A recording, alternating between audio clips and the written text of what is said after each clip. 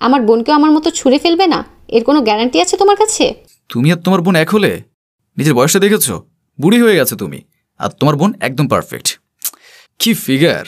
আমার তো দেখেই মাথা নষ্ট। ঝিনুক শক্ত চোখে তাকায়। আমার বোনকে কখনই তোমার মতো একটা খারাপ মানুষের হাতে তুলে দিতে দিব না আমি। এখনই ভাইয়াকে সবটা বলে দিব। ঝিনুক রুম থেকে বের হতে যায়, আসিফ হাত ধরে ফেলে। একদম বাড়াবাড়ি করবি না তুই, একদম মেরে ফেলবো তোকে। চোখ রাঙিয়ে বলে আসিফ, আমাকে আটকাতে পারবে না তুমি। আমি বলেই দিব, তোমার মতো একটা অমানুষের হাতে আমি আমার বোনকে একদম দেব না। ভাইয়া! ঝিনুক চিৎকার দিতে যায়। আসিফ মুখ আটকে ধরে। ঝিনুক ছোটার প্রাণপণ চেষ্টা করে, আসিফ পেরে উঠছে না।